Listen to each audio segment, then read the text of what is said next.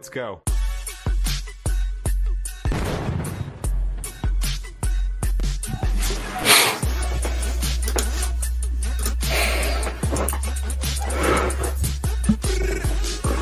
Good morning. Good morning. How the devil are you doing this fine day? Going to say good morning to Dan Cullen. Dan Cullen was actually here before 8 o'clock this morning. There was nothing going on, but he was here before 8 o'clock. Morning to you, Dan. And good morning to the Darvelous Andy Darvell, who was here not long after. He was actually here at 8:08. I don't know what you expected to find here at 8:08. I'm here. I'm looking at the screen, but I'm not here, if you know what I mean. There's Dan Cullen saying good morning, everyone. Good morning to you, Dan. Marky Mark Whiting is here as well. Good morning, Mark. Let's have a look. Who else have we got here? Gary Muirhead is in the chat as well. Let's have a look. Yes, absolutely. Hello to the Darvelous, the two tunes to footy, and we're all splitting the rocks. Yeah, I'm just punching a keyboard, to be perfectly honest with you, but I get your point. Yes, good morning. How the devil are you doing this fine day? Hope you're all well. Well, Steve Williamson is on his way to Paris for Intermat 2024, and I'm just a day or two behind him. In fact, this is the penultimate breakfast show before this becomes, temporarily at least, the Petit Déjeuner show. Yes, coming to you live from Gay Paris. Yeah, I'm rather hoping it's not too gay, but hey, you know, when in Rome, it's going to be quite a test, to be perfectly honest with you. First of all, I'll have to remember where each cable goes as I attempt to rebuild this studio in France. It's also going to be a bit of a test of my resolve, because I'm going to have to tear myself away from all the equipment and all the people to tuck myself away each day, pray for a half-decent Wi-Fi connection, and then join you all live from the French capital, hoping it all works out. But I honestly can't wait. Very jealous that Steve gets to be in France a couple of days ahead of me. Going to say good morning to Jim Turner, who has just joined us. I have a button to say good morning to Jim, and I've just pressed it. Good morning, Jim. Thank you very much indeed for being here. Lots to get through today, as per usual. So, today is going to be a bit of a mix. Awesome show, I reckon. We're going to mix the old with the new and the large with the bloody enormous. So, without further ado, let me roll the intro, post the question of the day, and get this mighty show on the road.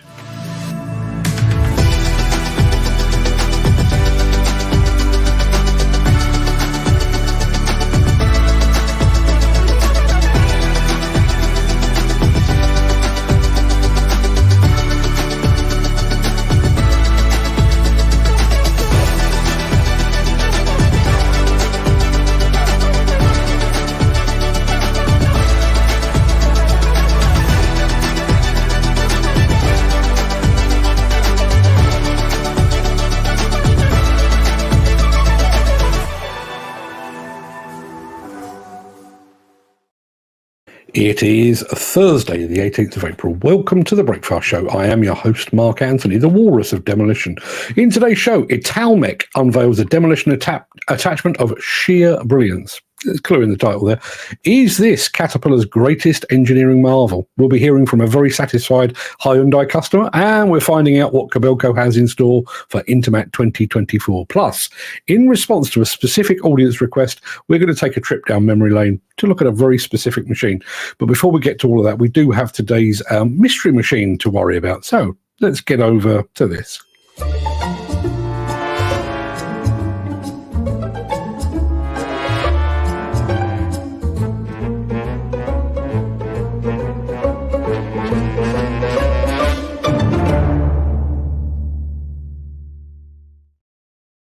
Now, today's mystery machine is going to be a little bit different. I tell you what, let me start with the machine that you need to identify. That's what I'm looking for you to identify. But I said this is going to be a bit different, and today it is going to be a bit different. When I found the photo of today's mystery machine, it came with a guide on the machine's actual year of manufacture. It's a 4-year window, so plenty of space for you to guess. So today, just for one time only, if you really want the admiration of your peers and your fellow audience members, I'd like to know, what is the make, the model, and the year of manufacture of today's mystery machine? Yeah. Bit of a tough one today, and I'm going to say good morning to Chris Ford, who has just said, morning campers, Heidi hi. Well, hody ho to you, sir. Probably need that as a jingle, don't we? That would be good. So yes, that's what we're looking at. That's our mystery machine. Now, friend, Wolf Welder 69, Garrett over from the States has just joined us as well. Good morning to you, my friend. Hope you're fit and well. So yes, I'm going to take that away because I do need to remind you very quickly of our question of the day.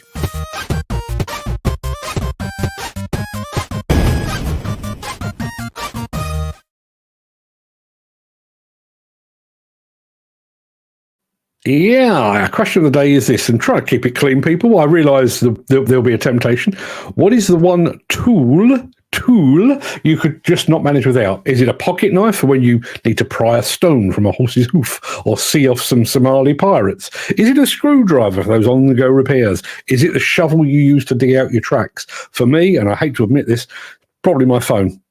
Constant companion, way to communicate and a source of entertainment. But what about you? What is the one tool? As I say, keep it clean. What is the one tool you could not live without?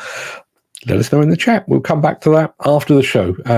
We've had a couple of bits and pieces in here. Let's have a look. Footy has just arrived, and Dan Cullen, he's on his ADT at the moment, so he's only listening. I'll do my best to make this an audio experience for you, although you won't get a lot out of some of the videos, but there's not a great deal I can do about that. Maybe watch it on catch-up. Now, let's get on with the show, shall we?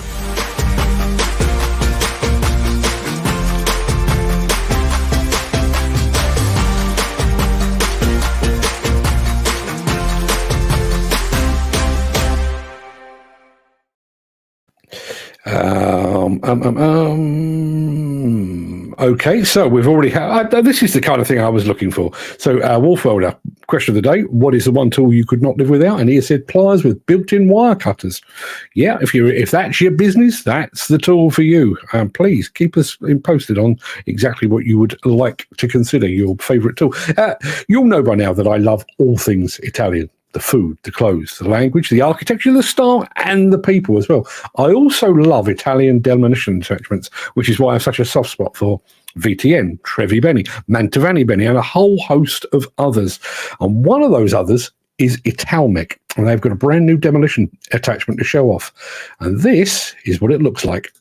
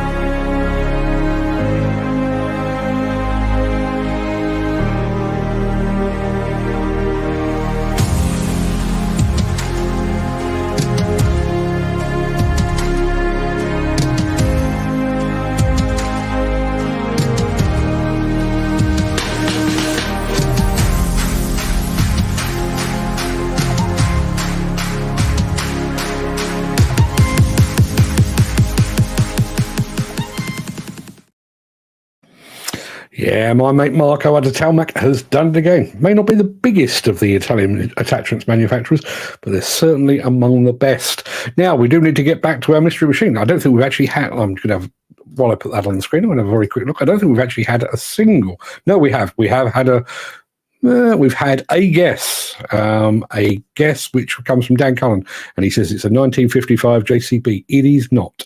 It's a good guess, but it is not. Just going back to Jim Turner, who says good tool and tune. Good, glad the music was my choice. I'm glad you liked it. So let me show you a little bit more of our mystery machine. There's a smidgen of orange there. Does that help in any way? Big Boss Eco City just joined us over on Instagram. Good morning to you. I don't know where in the world you are, but thank you very much indeed for being here. If anybody's got any clues on that, just to remind those that arrived a little bit late, we're doing something a bit different today with our mystery machine.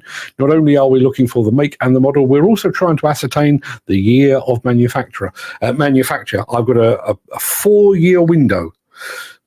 If you get anywhere between the two, you walk away with the prize that isn't actually a prize. There is no prize. I don't know what I'm talking about. There is no prize, but you will certainly have the admiration of your peers. If anybody's got any clues on what that their machine is, please let us know in the chat. While you're thinking about it, I'm going to take that off the screen and punch this button right here. If you are enjoying this episode, please consider supporting the show. You can leave us a tip at buymeacoffee.com/demolition news. Just going back to the chat because Chris Ford reckons the Italmek attachment says is hot. Anything that breaks lumps of concrete that easily? Yeah, I totally agree. Hot to trot and no mistake. Now, yes, where were we? I know where we were. What I'm about to show you, in my opinion, is nothing short of an engineering marvel. It's a machine that marries the design principles of yesterday with the technology of today and of tomorrow as well. It's one of the biggest machines produced by the world's biggest construction equipment manufacturer, and it's called the Caterpillar 7495.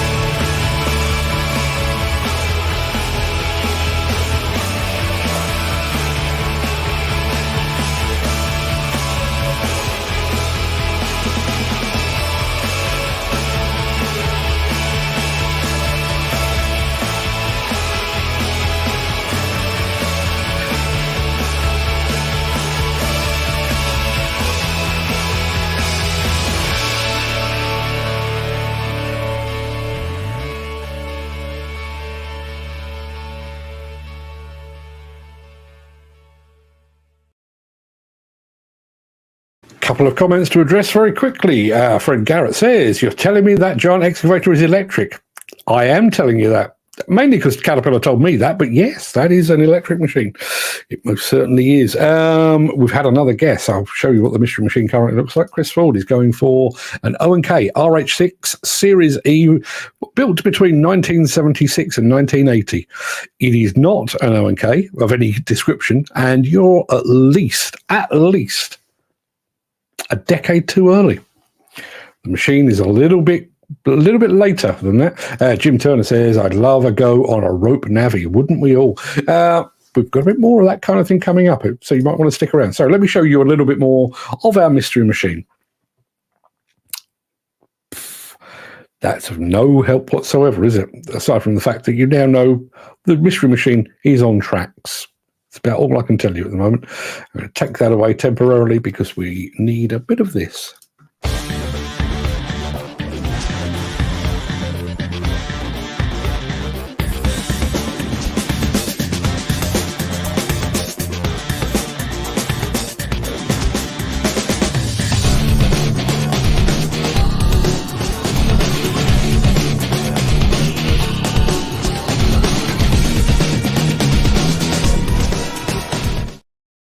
Good morning to VNV Landscaping, who I'm guessing are in America, and also to Earth Moving Plant Machinery. Good morning to you all. Thank you very much indeed for being here.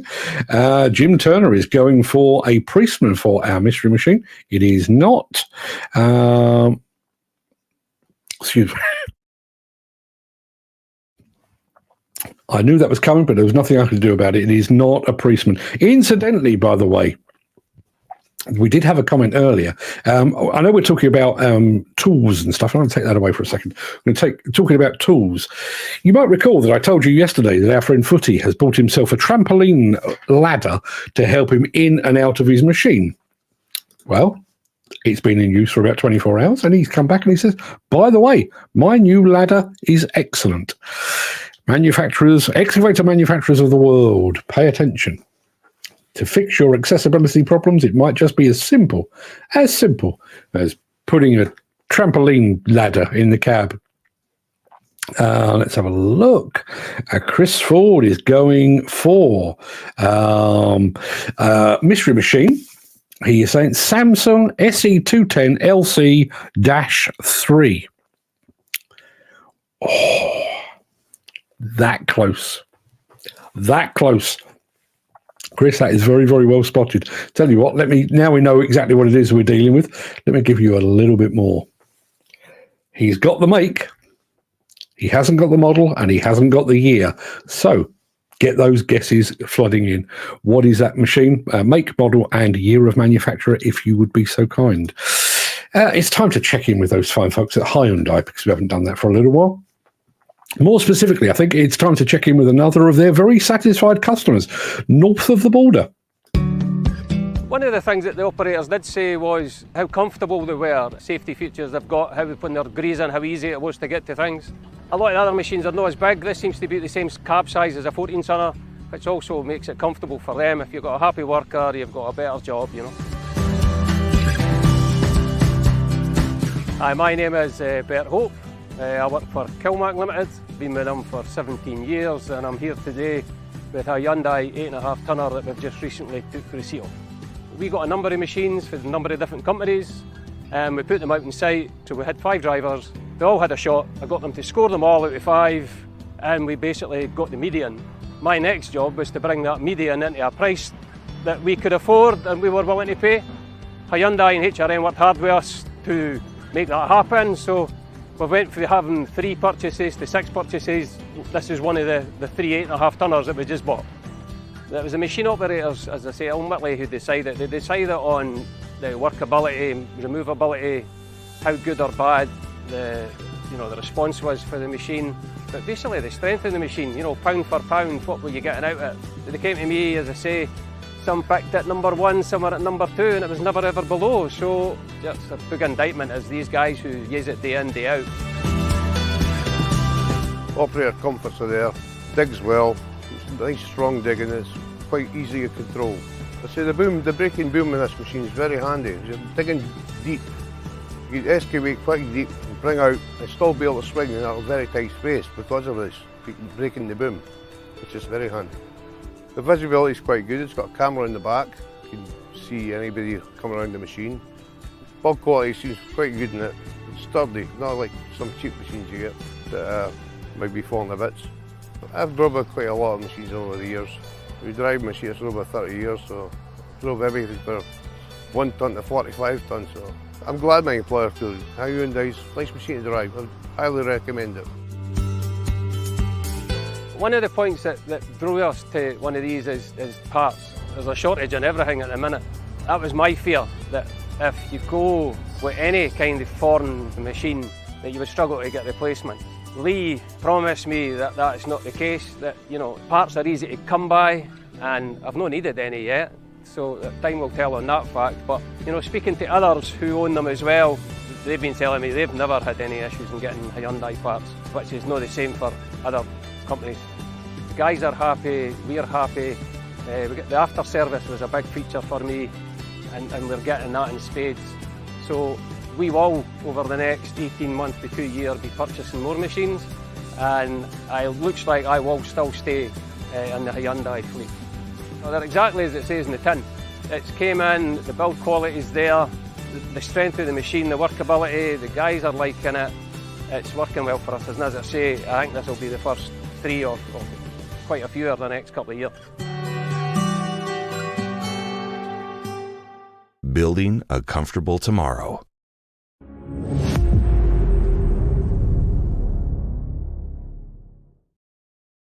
Yeah, always great to see someone extolling the virtues of a machine and the manufacturer and the dealer behind it. Hats off to the fine folks at Hyundai. Speaking of such things, if you're part of our WhatsApp group, you will know that our friend Gary Muirhead received a follow-up package from SMT GB yesterday.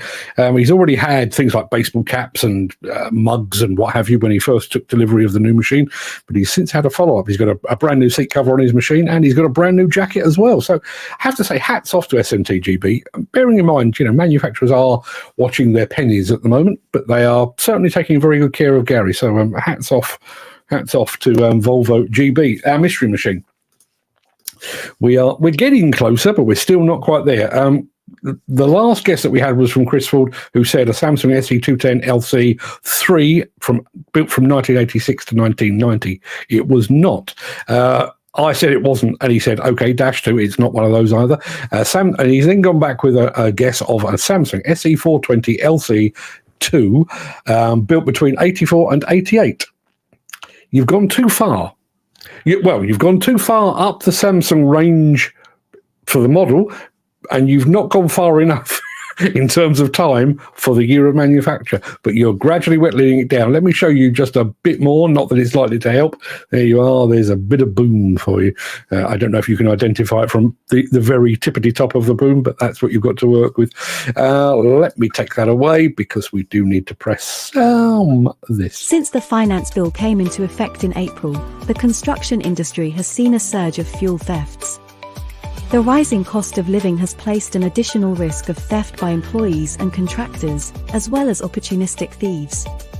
By using diesel dye and placing warnings of its use, you are sending a clear message that this is your fuel.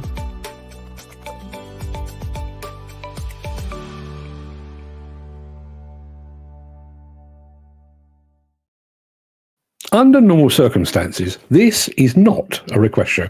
But a few days ago, one of our number requested a film of a very specific machine, a machine that to this day holds a very special place in the heart of industry veterans across the land.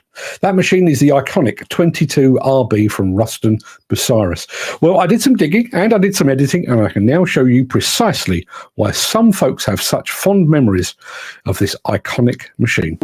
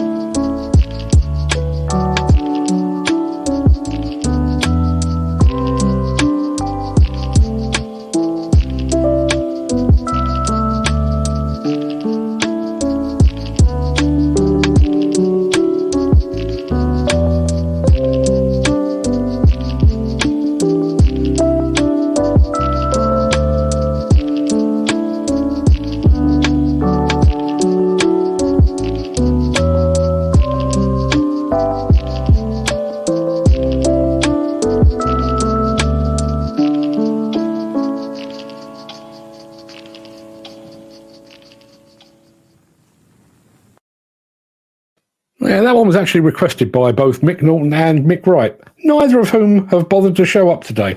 But that one does go out specifically to both Micks and to anyone else of a certain vintage. Lovely to see that old beast in it. Do we have an equivalent? Do we have an equivalent today? An iconic machine that in 20, 30, 50 years' time, people will look back and go, yeah, that really was very, very special. Love to hear from you if you think we have. I can't think of anything. Let's have a look. Jim Turner says an old dragline about 22 RB size is on my wish list. Always wanted one, and one day I'll get one. Good luck to you. So I hope you do. I remember Richard Comley, sadly no longer with us, down at Comley Demolition, also sadly no longer with us, actually got one of those. Blimey, must be a decade or so ago, maybe even longer than that. I had started the refurb. I'm not sure if he ever actually got to finish it. But yeah, absolutely. Chris Ford is saying, sit and watch a good driver on a drag line all day. So could I. To be perfectly honest, that was one of the reasons I went for the relaxed music. I didn't feel like it needed drum and bass. It just watch the artistry, I thought. Now, let's have a look. We need to go back to our mystery machine, which looks like that.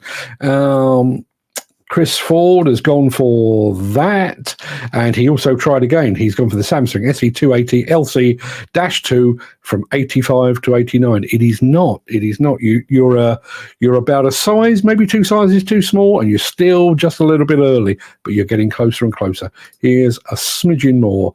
You can now see the whole door. If that helps in any way, shape, or form. Jim Turner, harking back to our Hyundai film just a moment ago, says he was on a new Kubota 8.5-ton machine the other day. It would be a much better tool if it had a split boom like the Hyundai. Lots of people loving the split boom, I have to say. No more guesses on the mystery machine, so I'll take that away, and I'll take that away, because it's starting to look like I might have 2 victories back to back. I'm sure you don't want that, so keep those guesses coming in on the mystery machine. While you're doing that, I need to do this.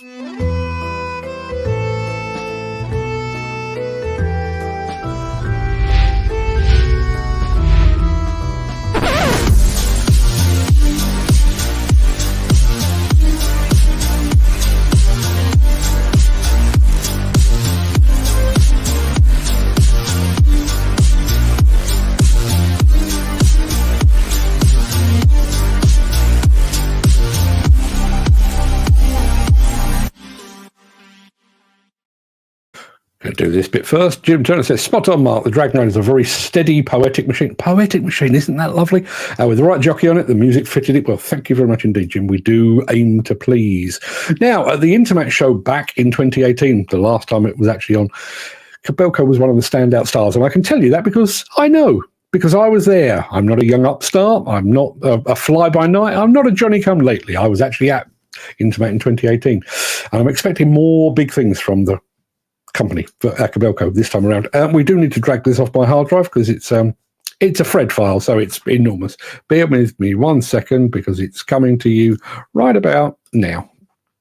Olivier, I'm working for Kobelco. I'm so pleased to see you at Intermat.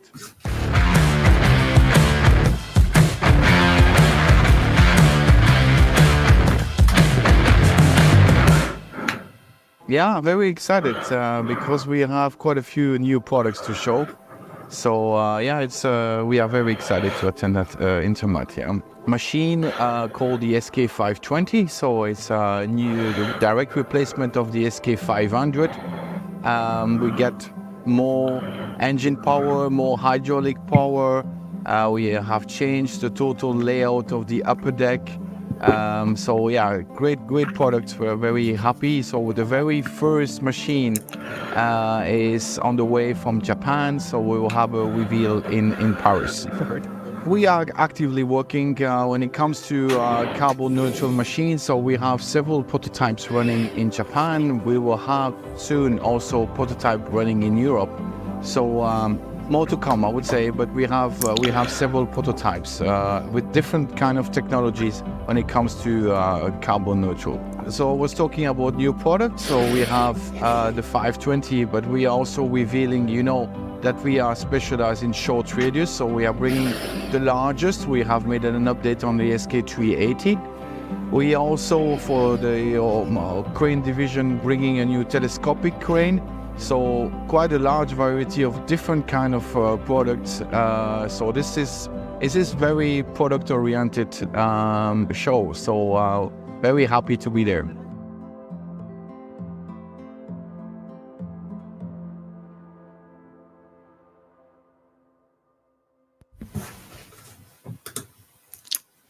Go away, get off there. I did the breathing thing again, didn't I? Can't believe I've fallen for it again. Jim Turner says, if you're going to do the heavy breathing, you need to get yourself a premium rate telephone number. And Chris Ford says, have you been rushing around? You sound out of breath in the background.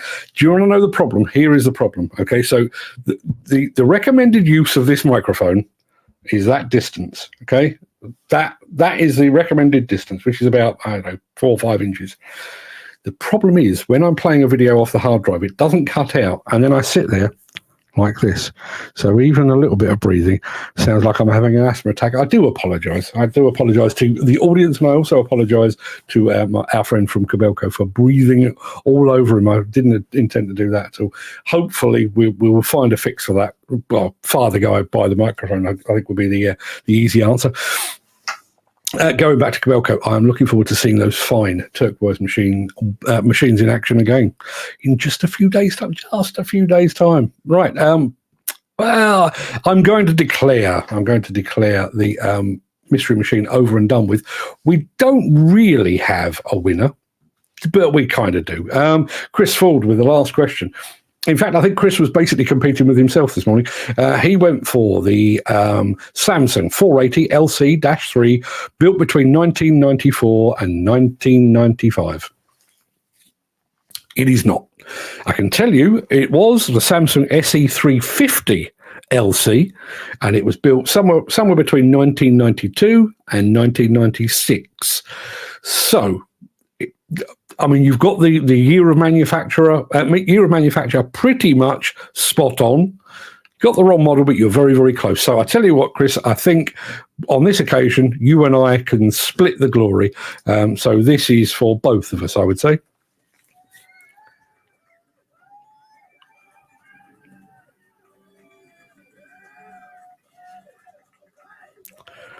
Yes. Well done, Chris. Close-ish, close enough, I would say. Good effort all round. So yes, that's going to pretty much it for the main part of today's show. I want to roll the outro in just a second before leaping gazelle-like over into the chat to see what you're all saying today. If you can't stick around, as ever, please do stay safe. Look after yourself, your family, your friends, and your colleagues. Hope to see you again very soon. But if you do have the time and the inclination, please stick around, because I shall be back with the Craic immediately after this final word from our key show sponsor.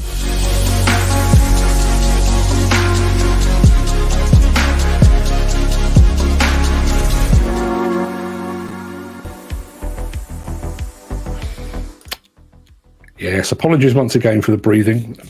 Maybe I shouldn't just sit here like this. The problem is I'm watching the videos as much as you are. I'm sat here, kind of enjoying myself. Good morning, everyone. Thank you very much indeed for being here. Apologies for the heavy breathing once again. This early starting thing is getting beyond a joke. This came in from Dan Cullen at 7:42 this morning. That's, let me think, 2 hours, 18 minutes before I was even due to press the go button. I don't know how this became a thing. I'm kind of pleased that it is, but you don't have to do this. 10 o'clock's absolutely fine, even a minute or two early, but you don't have to be here 2 hours early.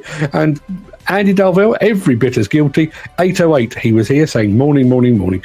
Yes, morning, morning, morning back to you as well, Andy. Thank you very much indeed for being here. Who else do we have here? They were so early, there's lots and lots of comments before we even get to the next ones. Let's have a look. Mark Whiting is in the house. Morning, Mark. Good morning. Good morning. Gary Muirhead. Gary Muirhead probably sat there on his new seat cover wearing his new Volvo SMT GB Scotland jacket. Damn fine it looks too. I have to say, listen, there are parts of SMT GB with whom I have not necessarily seen eye to eye. More down to me than to them, so I'll take that on the chin. But I have to say, they are taking.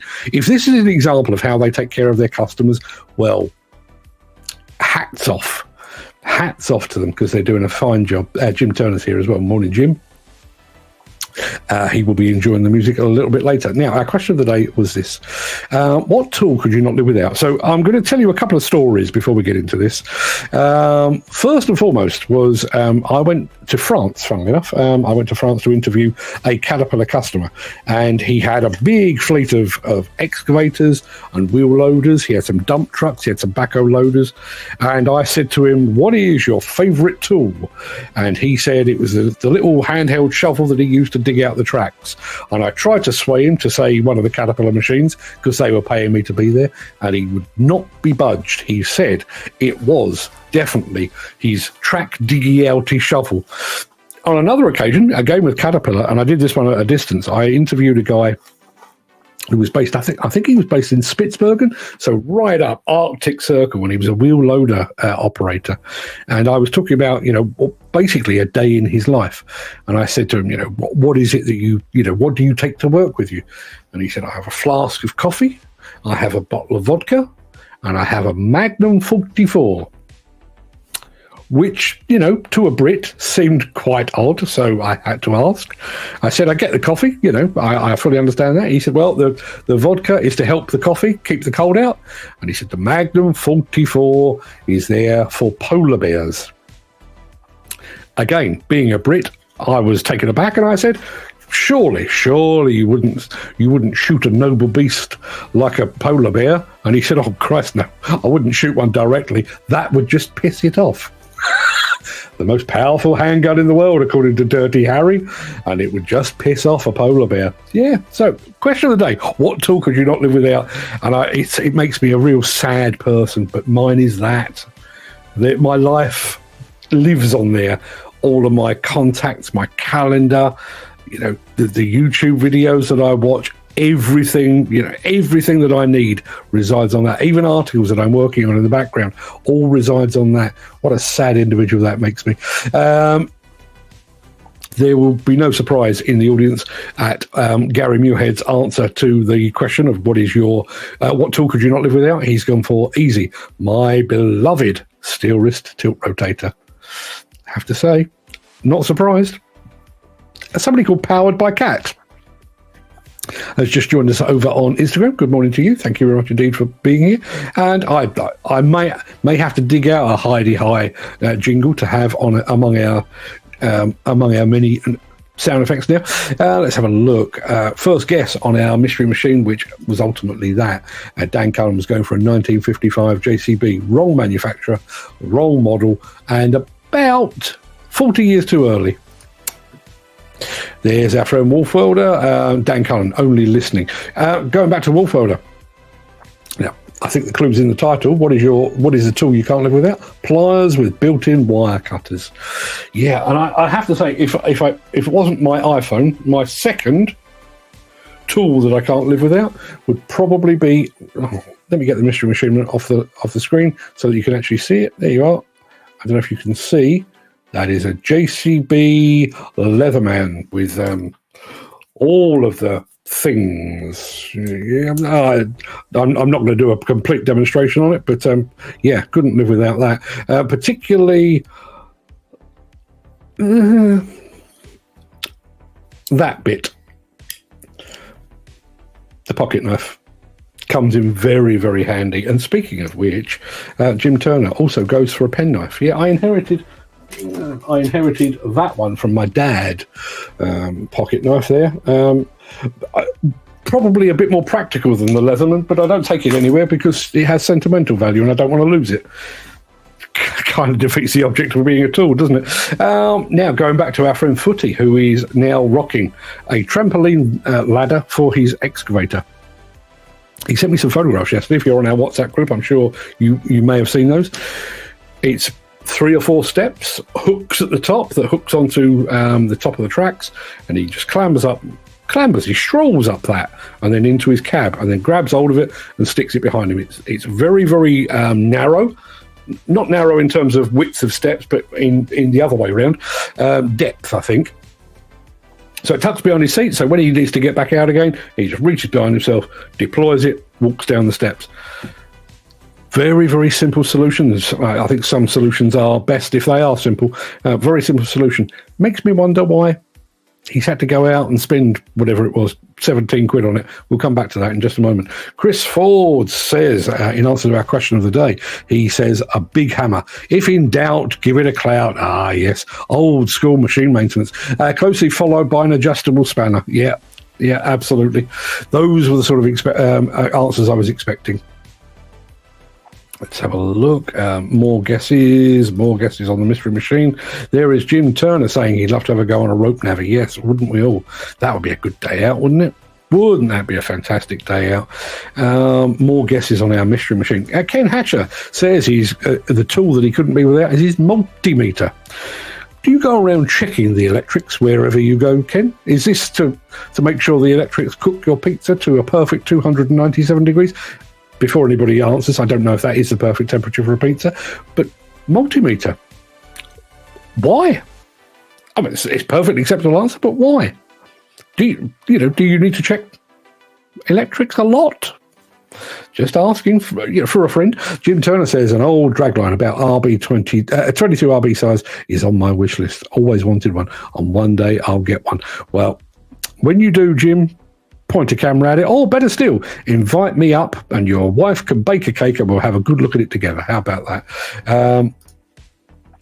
See, I asked the question, are there any machines of today that you think future generations will look back and say, yes, do you remember?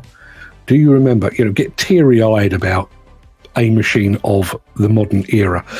And how many machines do you think future generations will describe thusly? A steady, poetic machine. We don't do poetic machines now, do we? We do productive, we do fast, and we do dynamic, and we do all those sexy words, but we don't do poetic, do we? Or do we? Am I missing one? Is there a machine that you could point out from today that, you think future generations will say, yeah, that really was a high point in construction equipment development, or that was just a joy to watch? It was, as Jim rightly says, a poetic machine. I can't think of any, but I could well be wrong. There is our friend Footy saying, if anyone else wants one of these ladders, they're on eBay. 17 quid. 17 quid seems like a very, very small price to pay to safeguard your knees and your hips and quite possibly falling in or out of a cab. I think that seems like a damn good idea. If anybody else does that, you can thank Footy. He came up with it. Apologies again for the heavy breathing. Mick Norton did turn up. Mick Norton turned up. When did he turn up? He turned up at 10:36. Did you get to see the 22 RB, Mick? I had it especially for you. Let's have a look. Wolfie says, by my time zone, this breakfast show starts at 5 a.m., but I'm getting up at 4:30 a.m. for work. Ooh. Yes. Got a very good question coming up. Mick Norton says, question of the day, when working on my Cat D8H, the 3/4 AF combination spanner, along with a 12-inch adjustable. Very specific, but yes. Mick Norton also says, does your JCB Leatherman extract Boy Scouts from horses' hooves? Never tried that one. Don't have much to do with either Boy Scouts or horses' hooves, but should I ever encounter it, I'll be reaching for the JCB Leatherman. Let's have a look. Jim Turner says, not sad, Mark, your phone to you is like a paint and brush to an artist. It kind of is. Yeah, it kind of is. Just going back, we were talking about 22 RBs and stuff like that, about them being poetic and stuff. Can you think of a device or anything from the past that you were so enamoured with that you bought it gifts?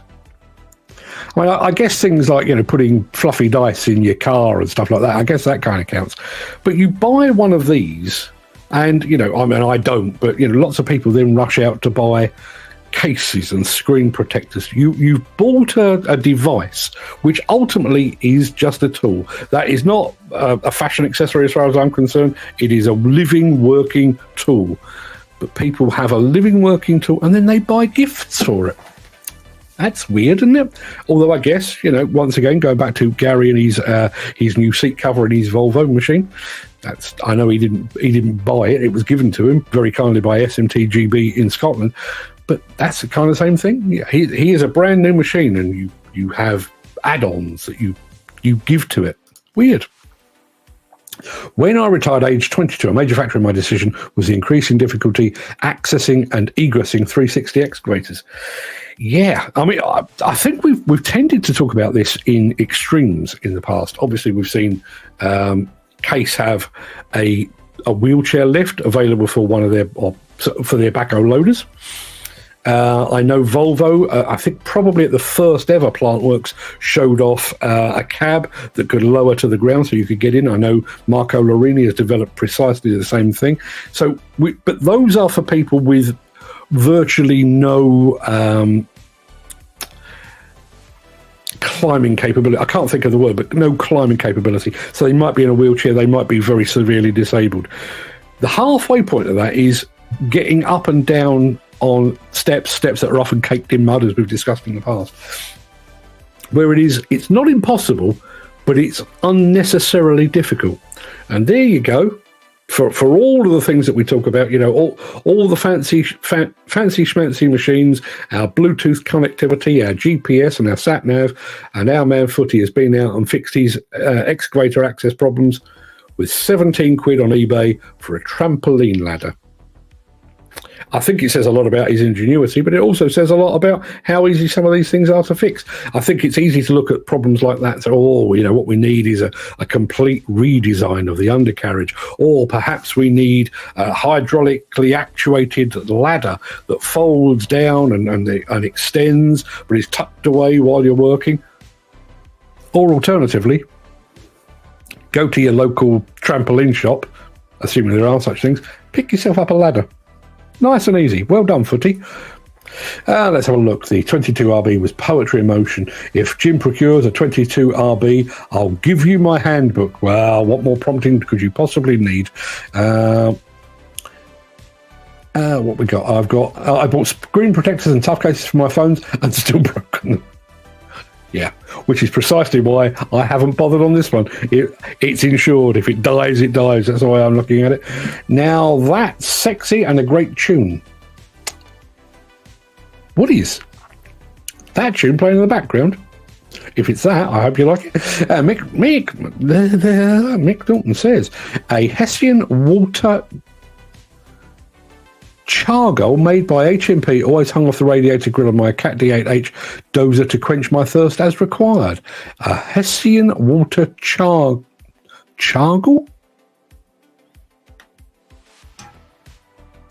Don't know what that is. If anyone can explain. Jim Turner says, talking of handy tools, we've got hundreds of old spanners of various sizes, but the handiest ones are the small Snail brand ones. According to the old fellow, they used to come in as part of a toolkit for site mixers, maybe wing it. And they're like magic spanners. They fit when nothing else does. See, I'm not a tool man. I avoid DIY like other people avoid the plague and tornadoes.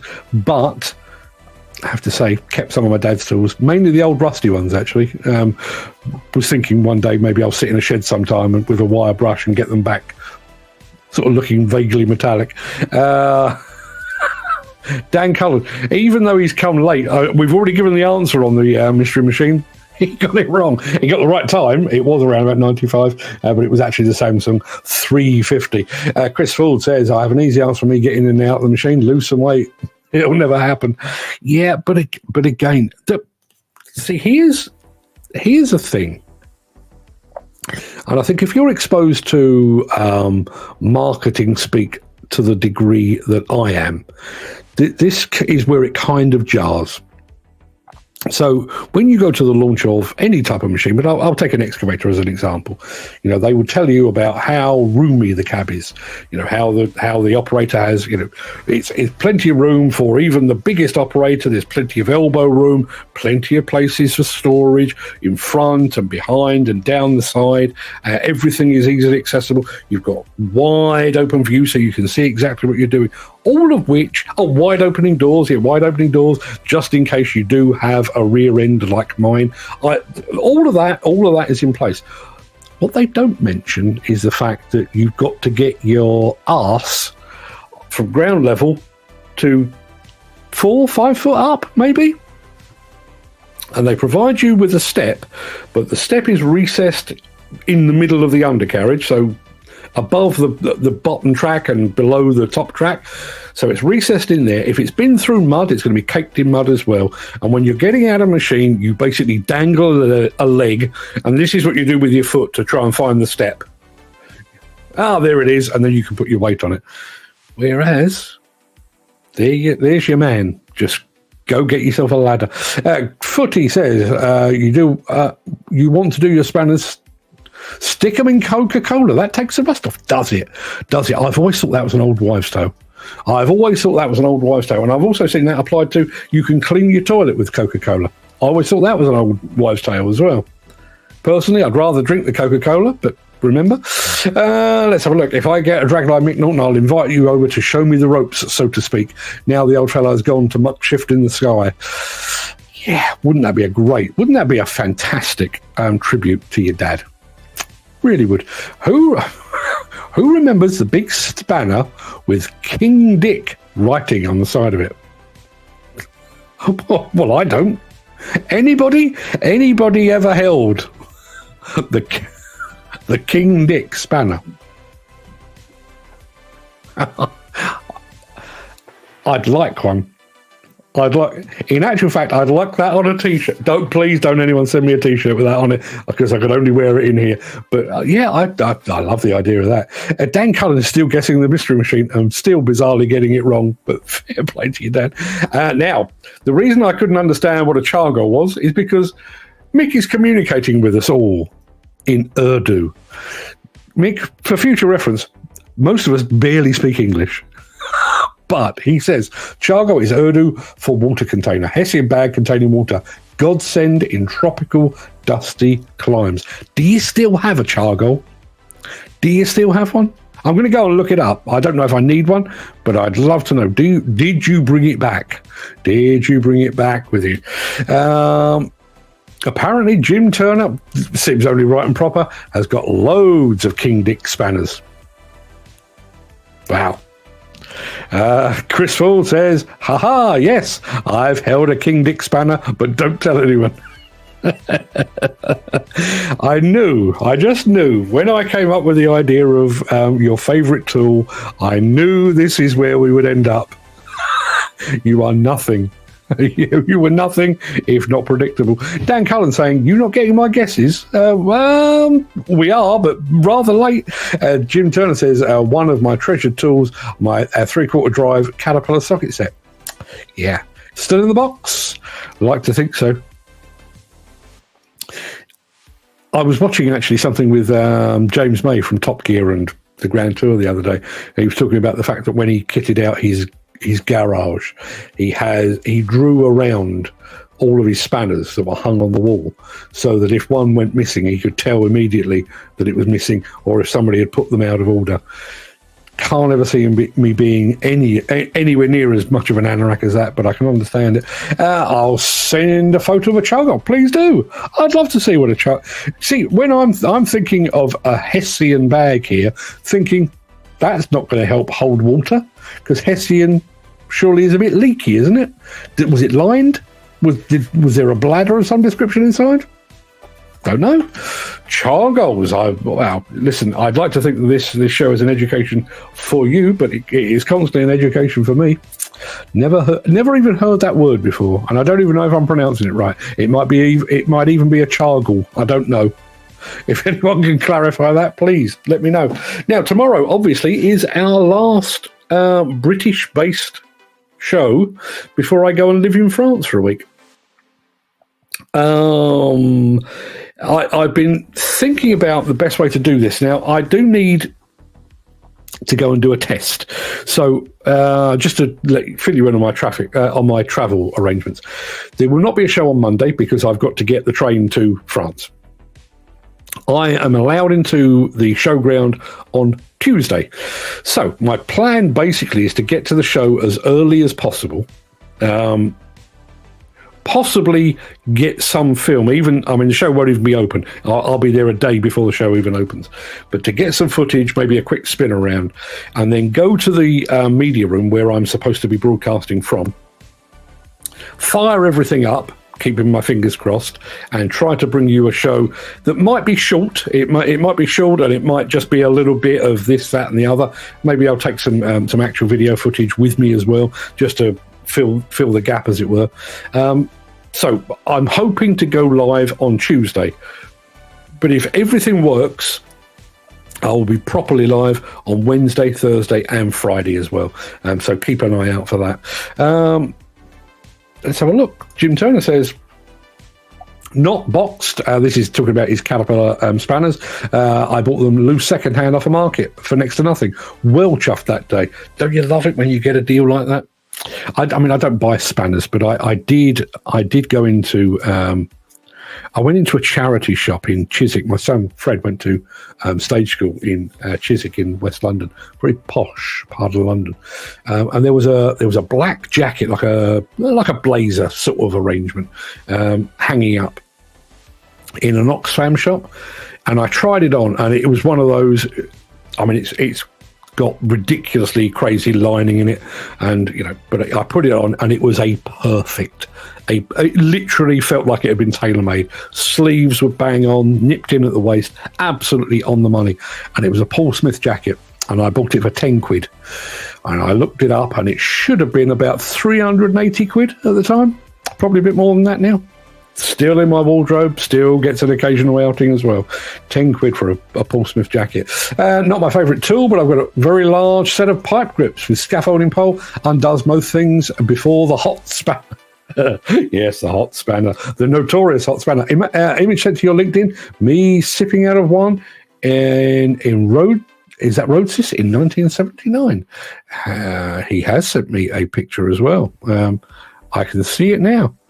Ah, yes, that all makes sense. Let me see. I tell you what, let me try and do a thing. I think, with any luck, I may be able to actually show you our man Mick with his chargal.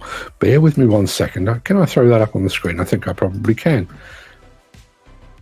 Here we go. There you are. That's what it looks like. That's Mick, a young Mick, back in 1979 with his chargal. There you go. I hope you're all going away. You're going to go straight on eBay, buy yourself a ladder like Footies, and buy yourself a chargal like Mick's. Wouldn't blame you in the least. Thank you very much indeed for that, Mick. Right, people, that is an hour. It's another hour of your life you won't get back. Gary Muirhead says Mick Dundee. Ah, yes, Crocodile Dundee. For those of you that's not a knife. This is a knife. I don't know if anybody remembers the movie Crocodile Dundee. I personally thought they were very, very funny, but there's one bit in there where Mick Dundee takes off his hat, holds it up, and tells his lady friend the time. And she said, "You can tell that just by looking at the sun." And he nods enthusiastically. And when she's not looking, takes his watch off. Absolutely fantastic. There must be, I can only assume there is some sort of breakdown in communications between us and our friend Dan Cullen in his ADT, because he's still guessing on the Mystery Machine. That guess came in at 11 o'clock. I reckon it's 35 minutes since we told you exactly what the answer was. What we got here, Chris Ford says, could be worse, Mick. It could have been Rolf Harris with his didgeridoo. The less said about Rolf Harris and his didgeridoo, the better. And can you believe, given all that came out, that Rolf Harris once had a hit song with Two Little Boys? Can you believe that?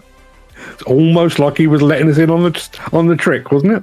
And Jim Turner says, bloody brilliant films. Yeah, they really were. They really were. Yeah, I've already said that will do us, and that will do us.